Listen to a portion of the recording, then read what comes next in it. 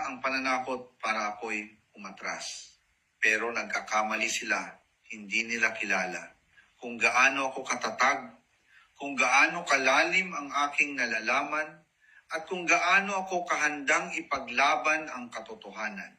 Hindi ako basta-basta magpapahuli. Lalo na kung ang kapalit nito ay ang aking buhay at ang pagkawala ng katotohanang matagal nang itinatago. Alam ko ang panganib. Alam ko ang bigat ng laban na ito.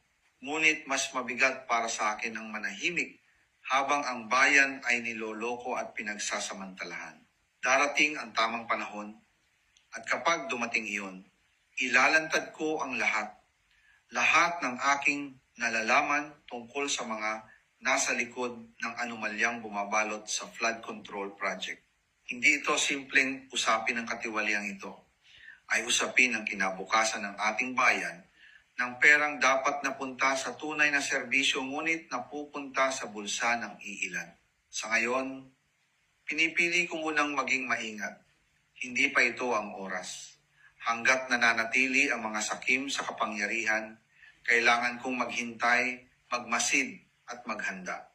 Ngunit tandaan ninyo ito, kapag ako'y sinubukang patahimikin sa pamamagitan ng pagkakakulong o anumang paraan, hindi ako mag-iisa, hindi ako babagsak ng walang kasamang katotohanan. Isasama ko ang mga dapat managot, walang makakatakas. Panahon na para magising ang bawat isa.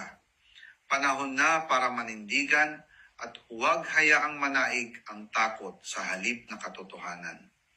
Kung patuloy tayong mananahimik, lalo lamang lalakas ang loob ng mga umaabuso. Kung naniniwala ka na dapat nang matapos ang ganitong sistema, ibahagi mo ang mensaheng ito. Hayaan nating makarating ito sa mas maraming tao.